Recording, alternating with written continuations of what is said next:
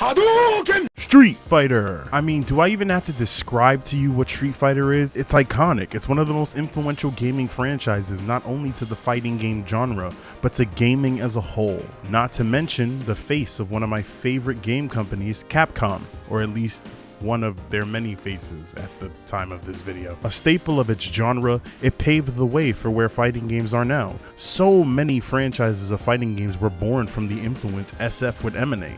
Yeah, there were fighting games before it, including the first Street Fighter, which we don't talk about. But with the release of Street Fighter 2, there was a new standard set that went on and made the longest lasting impact.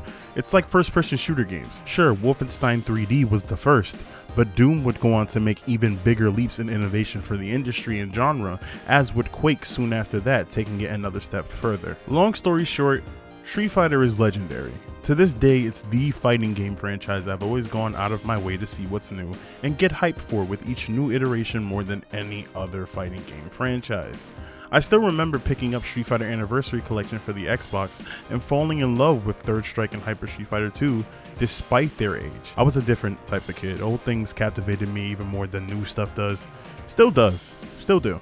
Either way, they would influence me to buy all things SF related, for better and for worse. And I mean, the rest is history. I've experienced more Street Fighter media than probably any other game series in entertainment in general, except Metal Gear probably. So you could imagine just how hype I was when SF6 was initially teased earlier this year. It was the most insignificant teaser, just an innocent standoff between two characters, but from just that, I was hype. The wait over a couple of months for more information was damning to my being, but eventually the day finally came. June 2nd, Sony State of Play gave us the first look at gameplay for the next title, and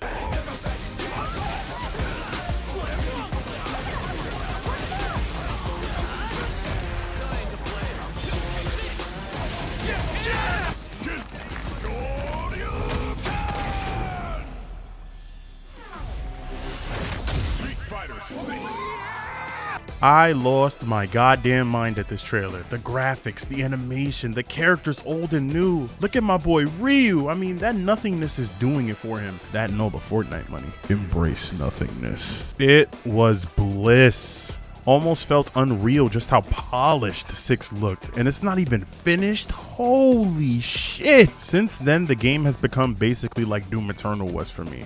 When that game was being promoted and on the verge of release, as time passed, I superseded hype into a domain where now I was just calmly thirsting to play the game. I want to play Street Fighter 6 so bad, man. Come on, Capcom, I'm broke. I'm not a big enough creator yet. Give me a beta, please. Oh, fuck. Each new piece of info has me more and more ready for the game. Face features, commentators, characters like Guile, Kimberly, and Dirty.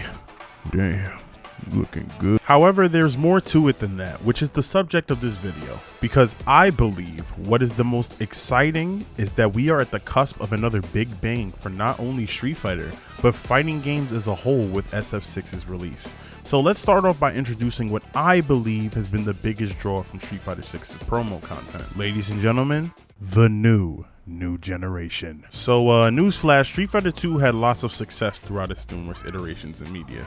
So much so that Capcom decided to do something brand new, believing it was going to be the best for them in the franchise. Enter Street Fighter 3, the new generation. A game that introduced a whole new cast of characters that were meant to be the modern world warriors to take the place of the old. It's the first game to introduce super art selection, as well as dashing, high jumps, and the most memorable of mechanics, parrying. It was a fresh take on the series, coming after the first new take on the series being the anime-inspired Alpha series. It took on an urban aesthetic, along with having an excellent hip-hop inspired soundtrack that really made you feel like you were fighting in the streets, while looking at some of the most gorgeous art and animation running on the new CPS3 Capcom board. It was beautiful, charming, innovative, and different at its time of release.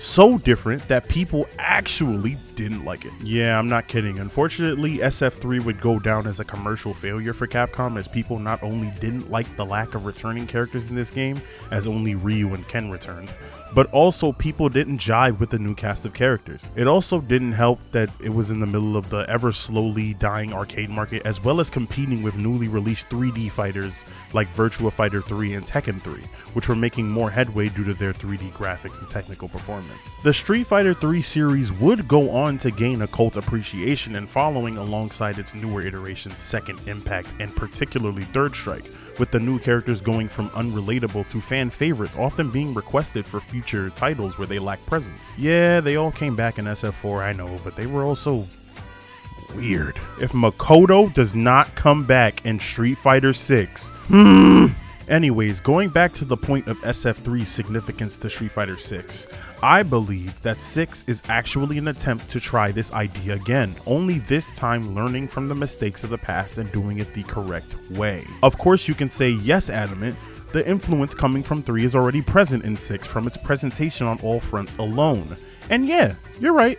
But I think there's more than meets the eye. I believe SF6 is the testing ground, and if successful, a turning point leading to a possible future where we will actually have a new World Warrior group at the forefront. Hell, even in the teaser you could see the theming burst from just the energies coming from Ryu and Luke's personalities. A cocky, headstrong kid who believes in his strength and ability to fight in an almost narcissistic manner, combating against a hardened, disciplined warrior who has learned the true meaning of strength through a life dedicated to the martial arts. Who wins this battle? The new age fighter or the old one?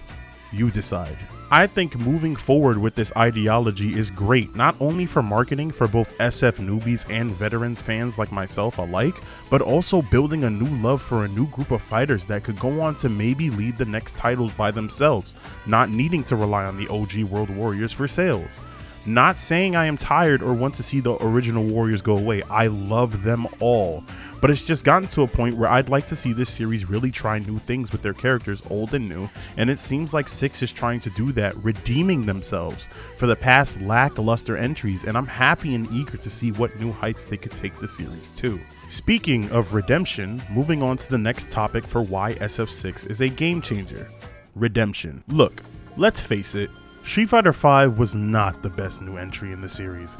It is in no way, shape, or form a bad fighting game, and I am happy to report that from rough beginnings, its current state in Champion Edition has improved drastically and really came into its own, becoming a truly fun game.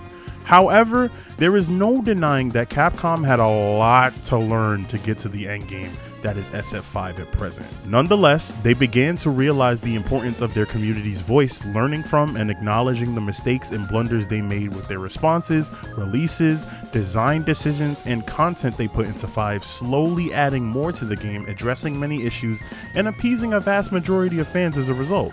6, I feel, is the manifestation of that understanding, taking the form of a pseudo love letter to the fanbase. The amount of effort being put into the presentation of 6 with its emphasis on personality, references to previous titles, and mechanics that put the fun in functional. I'm sorry, that was bad. Why did I write that? Coming together to create a product that shows just how much love they have for the IP. They want this game to be loved, and I can feel that in every new thing that is shown. Ever since Ono left and Nakayama-san and Matsumoto-san took over solely directing and producing the series, there's been a paradigm shift for the development team. They seem to care about and love Street Fighter and love Capcom fighting game stuff, as well as just Capcom stuff, as much as we the fans do. Which leads me to say that this is the beginning of a bright new future for not only SF, but Capcom fighting games in general going forward. Next and last up, innovation. Lately, the fighting game industry has had this haphazard issue with design.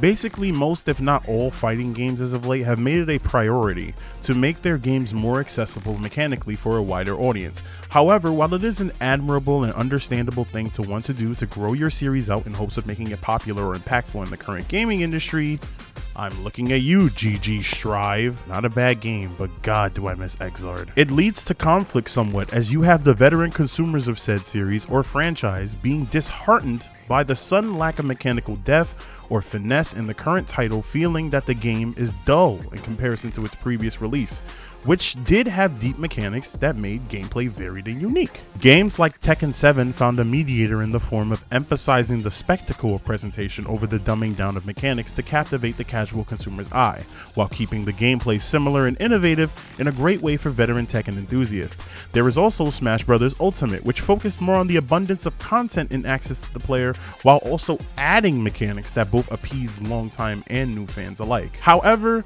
these two examples are few in the storm of many fighting games that have decided to make their games accessible, believing that there lies the sole reasons their products were not selling high numbers. SF5 was one of these games, and though improved as stated before, it doesn't change the fact that the variety in play pales in comparison to the variety you'd see in previous titles like Street Fighter 4. Street Fighter 6 is looking to tackle this issue as well, but in a very innovative way, the introduction of modern and classic control schemes. Now, in the history of Capcom fighting games, or fighting games in general honestly, this isn't necessarily new, as other titles they've released, like Ultimate Marvel vs. Capcom 3 for instance, have such features, but for Street Fighter specifically, I believe it is a bigger deal than people realize. SF6 will allow for both casual and hardcore audiences to experience the game with their preferred style of play. No matter if you desire for mechanical mastery or brilliant graphical spectacle, there is an option for both. But also the cool thing is that the modern controls are not fully built to give you the ability to fight at the same level as the veterans.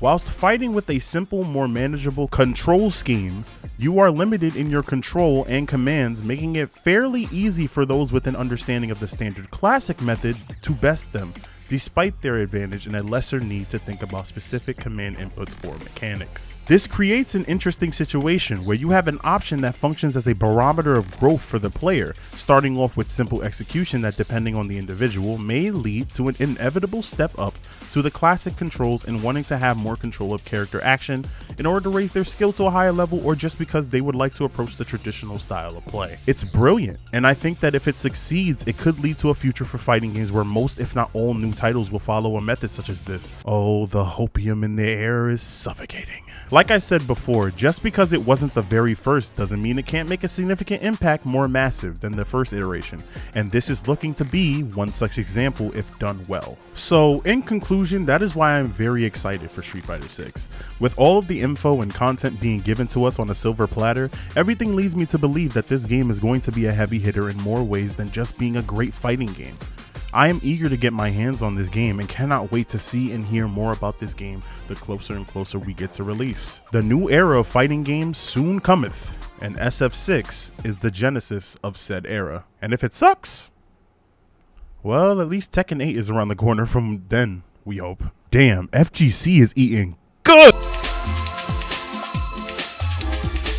Okay, so quick cut. I think this video took so long that some new stuff got revealed for SF6 at Tokyo Game Show. Bunch of characters, modes, the full launch roster, so much information.